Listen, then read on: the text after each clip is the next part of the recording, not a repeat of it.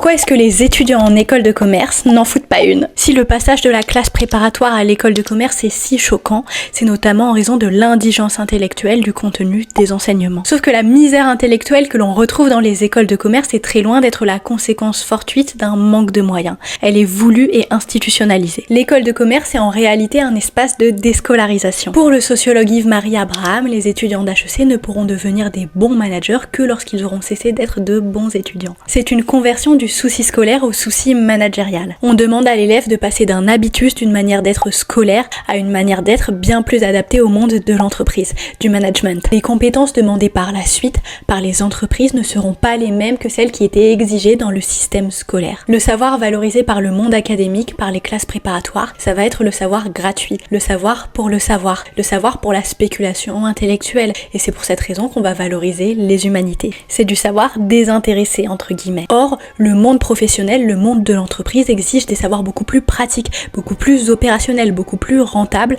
au service du profit économique. Les intérêts de l'homo academicus apparaissent toujours comme futiles et inutiles face à ceux de l'homo economicus. L'habitus scolaire et l'habitus de manager sont complémentaires puisque l'étudiant va développer de nouvelles compétences à l'école, une nouvelle manière d'être en rupture avec ses années de fac ou de prépa. Sauf qu'il conservera sa méthode de travail académique qui lui sera très utile en entreprise. La vie de l'école, les associations vont permettre de combler ce vide intellectuel. Au sein de celle-ci, on va retrouver des hiérarchies, des associations plus populaires, d'autres moins populaires, et à l'intérieur même de celles-ci, des grades différents. C'est là-bas que les étudiants vont apprendre à travailler en équipe dans des cadres similaires à ceux de l'entreprise. Que ce soit dans les élections de bureau, dans les passations d'associations, les élèves, là aussi, vont apprendre à intégrer les logiques de hiérarchie et de subordination. Les campagnes des élections pour les bureaux assimilent les étudiants au code du monde professionnel. Il faut travailler son image de soi, son réseau, etc. pour pouvoir espérer gagner. Les étudiants ont alors pour objectif d'apprendre la posture managériale dans le cadre scolaire.